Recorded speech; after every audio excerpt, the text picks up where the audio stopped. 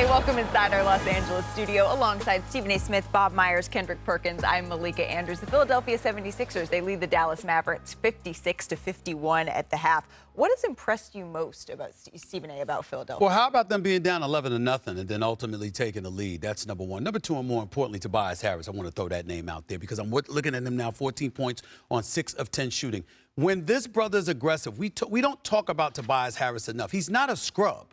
He can play.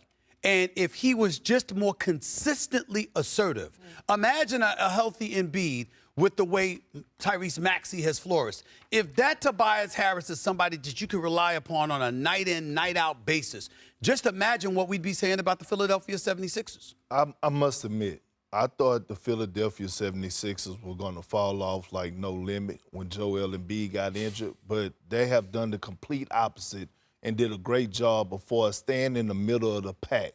We saw Daryl Morey, right, make some moves at the trade deadline, and he still have a great mixture of veterans with the young guys, and Nick Nurse has done an exceptional job of keeping his team afloat. When you think about it, I love Batum. I love what Larry brings to the table. Stephen A. just chimed in on Tobias Harris, right. But again, it's the mixture. It's the coaching of Nick Nurse, and they got a quality win a couple of games ago against the Cleveland Cavaliers and look like they're on the verge of getting one right now. Yeah, this is a good 26-8 with Embiid. I mean, if Embiid's not hurt, we're talking about the Sixers as a real contender, but he's hurt. And so it puts Maxey in this A1 position to carry a team, which is maybe not what he should be doing at this point in his career, but he's doing a heck of a job. But Stephen A., you're right. Tobias Harris needs to do more of this for them to stay out of that play-in 7 through 10 range. And he's capable. And why we don't talk about him is he'll do this one night, and then the next night he won't do it. And we get upset about that. We question it. He's certainly capable. He's a good player, but they're going to need him to do that. Maxey's been doing it. Hield, I think, was a great acquisition at the deadline.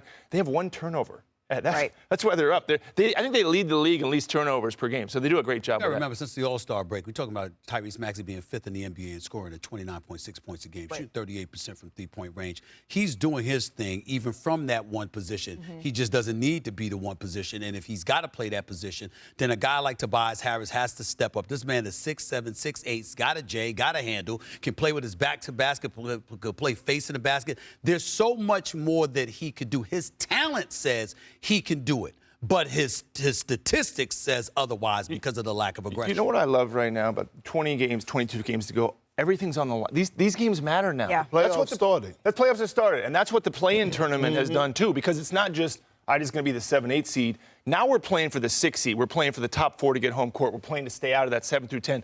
So these players are showing up for these games. And these games, especially these two teams, they're right there. You lose a couple, you're the 9th seed. Right. You can't have it. But speaking of the Dallas Mavericks defense, it struggled a little bit since the All-Star break, Kendrick. How can they fix this? Well, I mean, you know, maybe it takes Jason Kidd calling them out again in the media, but it's going to start from the 2 franchise guys, right? And we know Luka is not known for his defense, but damn it, you got to show it.